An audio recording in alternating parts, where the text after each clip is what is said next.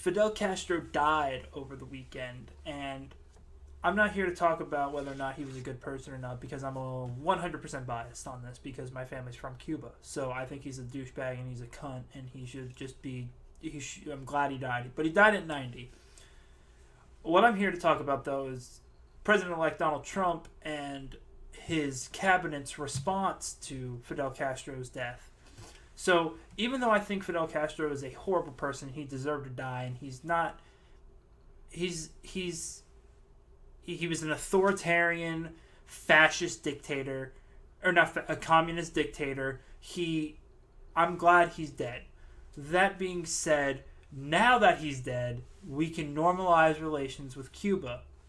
Instead of having this weird, standoffish, Cold War-esque, non-communicative partnership that we've had, stalemate that we've had with Cuba, because, look, we don't really... I read somewhere that we don't really... Nothing's really going to change until 2018. That being said, Reince Priebus, Donald Trump's chief of staff, went on Fox News with Chris Wallace, and Chris Wallace basically asked him, okay, look, on the campaign trail, Donald Trump said, if Cuba doesn't change everything immediately, every Obama executive order is going to be undone and overturned. And Reince Priebus... And so he asked, will that actually happen? And Reince Priebus said, absolutely. There's no doubt in my mind that'll happen. So what that means is that, look, under Obama, Cuba we've begun trading with them. We've had small talks with them. They've opened up the market for a free... Because remember, they're a communist country, which means that the government controls everything. Every market, everything that it runs through the government. It's a central economy. It's a controlled economy.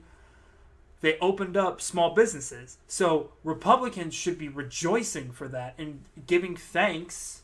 That sounds weird, but giving thanks to Obama, because capitalism has started to make an entrance into Cuba instead of communism and centralized government where the government controls everything. Small businesses were allowed to open through Obama's executive orders. But Reince Priebus and Donald Trump have said, look, we're just going to undo all of those, and we're not going to be able to... That's the problem, is that if they undo all those executive orders, we're going to go back to a time where it doesn't work. Having a stalemate with Cuba does not work. And so it makes no sense to do that. Why would we go back to the system that does not work? It makes no sense. I don't understand it, and I don't... Basically, what Donald Trump is saying is that, look, you were an authoritarian communist government, but if I don't get exactly what I want, and I'm commanding you to give me exactly what I want on day one, we're just not going to have a deal. We'll just get a better deal. It'll be a huge deal. A huge, better deal, believe me. Look, Donald Trump, that's not how that works. That's not how foreign policy works. That's not how you talk to other countries.